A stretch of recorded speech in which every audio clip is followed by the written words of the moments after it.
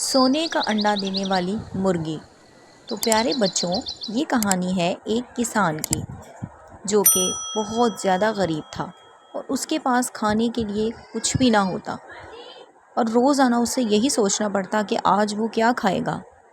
اس دن بھی وہ بہت زیادہ پریشان تھا کیونکہ آج اس کے گھر میں کھانے کو کچھ نہ تھا کہ اچانک سے اسے باہر سے ایک مرغی کے بولنے کی آواز سنائی دی۔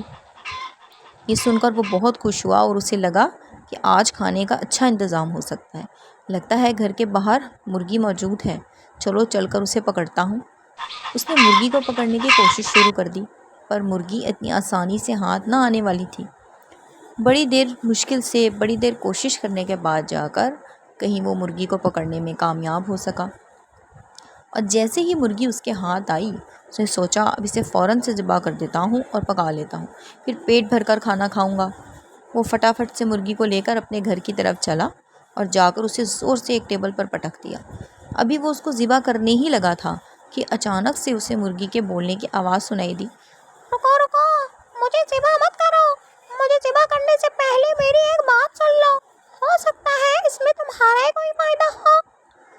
یہ آواز سن کر کسان حیران ہو گیا، یہ کیا؟ یہ مرغی بول رہی ہے، پر مرغی کیسے بول سکتی ہے؟ یہ کوئی انسان تو نہیں؟ کیا بھوک سے میرے کان بھی بجنا شروع ہو گئے؟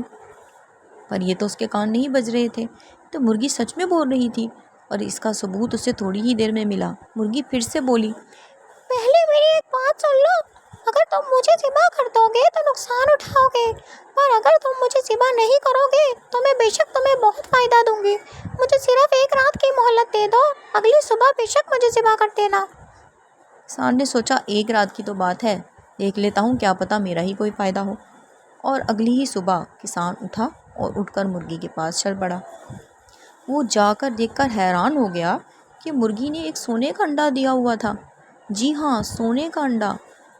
وہ حیران بہت ہوا اور اسے لے کر فوراً سے وہ ایک بازار پہنچا اور وہاں جا کر اس نے آواز لگانا شروع کر دی، سونے کا انڈا، سونے کا انڈا، کوئی ہے جو سونے کا انڈا خریدے گا؟ یہ دیکھ کر سارے ہی اس کی طرف آ بڑھے، سونے کا انڈا، اور سب نے سوچا کہ یہ انڈا ہم خریدیں گے۔ پہلے ایک عورت بولی، یہ انڈا مجھے دے دو۔ پھر ایک آدمی بولا، نہیں نہیں، یہ انڈا میں خریدوں گا۔ پھر دوسرا آدمی بولا، کیوں بھائی کیوں؟ تم کیوں لوگے، میں کیوں نہیں؟ اور اس طرح سے ایک آدمی نے وہ سونے والا انڈا خرید لیا۔ اب جو کسان تھا وہ بہت زیادہ خوش ہو گیا کہ یہ تو میرے پاس بہت سارے پیسے آنا شروع ہو گئے، اس طرح سے تو میں دن بہ دن امیر ہوتا جاؤں گا۔ اب اس نے یہ کام شروع کر دیا، وہ روزانہ یہی کام کرنے لگا۔ وہ رات کو آرام سے سو جاتا اور جب وہ صبح سکون کی نیند سو کر اٹھتا اور باہر جا کر جب وہ دیکھتا تو باہر مرغی نے سونے کا انڈا دیا ہوا ہوتا تھا۔ اس طرح سے اس کا کام چلنا شروع ہو گیا۔ اب وہ بازار میں جاتا اور جا کر وہ سونے کا انڈا بیچ دیتا۔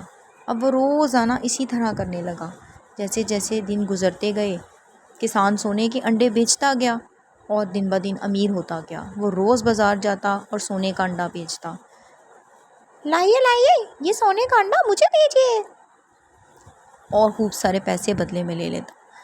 اس طرح سے کسان کا کام دن بہ دن چل پڑا اور کسان امیر ہونے لگا، اس کا وقت بدلنے لگا اور روزانہ مرغی سے سونے کا وہ ایک انڈا لیتا اور لے جا کر اس کو بیچ دیتا۔ اس کا گھر آہستہ آہستہ سے ایک خوبصورت گھر میں بدلنے لگا تھا، کچی دیواریں پکی ہوتی جاتی۔ وہ روز انڈا لیتا، اسے بیچتا اور اپنے گھر کا کوئی نہ کوئی کام سنوار لیتا۔ اس طرح اس کا برا وقت نکلتا جا رہا تھا اور دن بہ دن وہ امیر ہوتا جا رہا تھا۔